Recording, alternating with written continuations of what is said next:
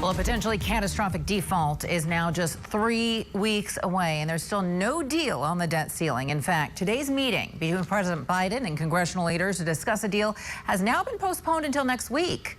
But sources are signaling that this could actually be a sign of progress and that negotiations are still ongoing between White House and congressional staffers.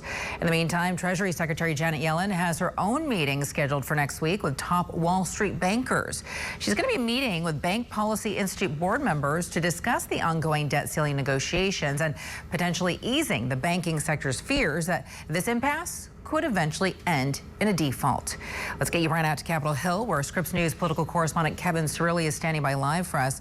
So, Kevin, House Republicans are taking the country right now into potentially dangerous, uncharted waters. What can you tell us? What is the latest?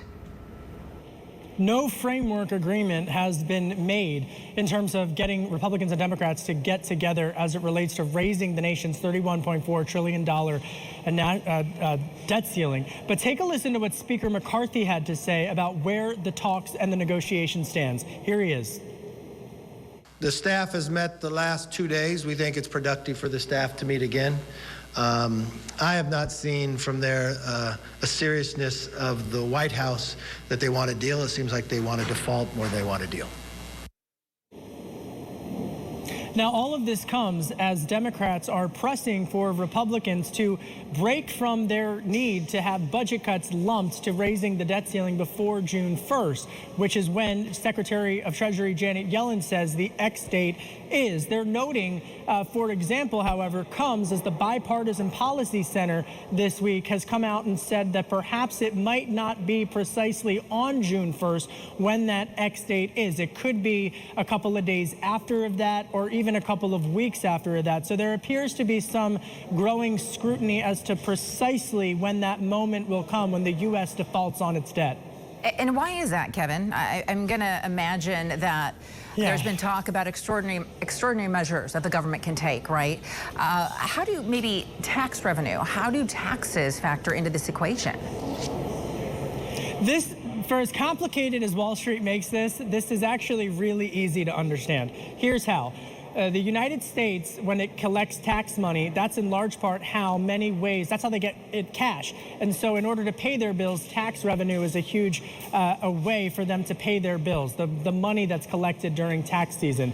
So the way that you can track that is by tax receipts. So they're going to come out on May 15th next week with just how many tax receipts have been collected in the last couple of months.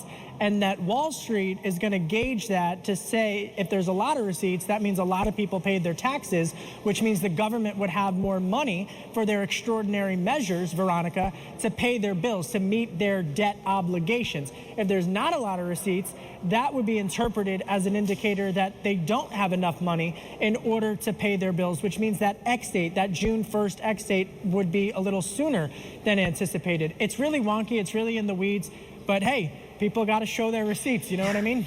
People got to pay their taxes, and it's amazing if you think about it, because all of this could boil down to taxes. Right? But in the meantime, Kevin, the political brinksmanship continues in Washington. So just to give folks some perspective here, you know, whether you're a Democrat or a Republican, this has also happened under Republican administrations. For example, let's talk about the Trump administration.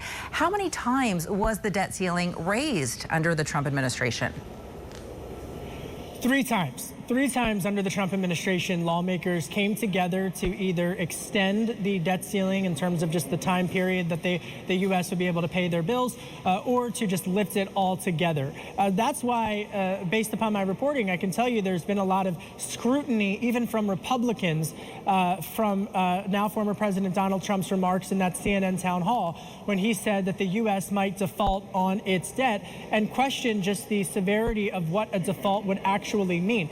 In the past couple of days, that's received pushback from Republican senators like Senator John Cornyn of Texas, Senator Mitt Romney of Utah, Senator Lisa Murkowski of Alaska, in addition to others. Here's John Thune, one of the top Republican senators in the Senate, also pressing back against that, who have said that the understanding amongst those Republicans in the Senate is that they understand they have to get to some type of an agreement to avert a default. So again, that's just another another issue where there's divide from where Trump is with where the current Republicans are, at least in the Senate. A really final point here is when you peel back behind the curtain of who's advising the Trump 2024 campaign on issues relating to the economy, there's one glaring person missing. That's former Secretary of the Treasury, Steven Mnuchin. Steven Mnuchin comes from Goldman Sachs, for example, and was seen as someone who was, as it would relate to the debt ceiling, a more moderating force in the broader populist conservative movement advising Trump. He's gone. I can tell you that from my reporting. And so it was notable, and perhaps the first time we've seen the impacts of the new Trump 2024 advisors advising him and where he stands as it relates to something as pressing and as we are in the final sprint to this, the debt ceiling. Yeah, I mean, it's something when you think about how he was just at that town hall the other night advising the GOP to default on the nation's debt, yet under his administration, the debt ceiling had been lifted 3 times without incident. So it's definitely something to think about there. Kevin's really live on Capitol Hill. Thank you so much for the perspective, Kevin. We appreciate it. Thank you. So lawyers in the meantime for the former president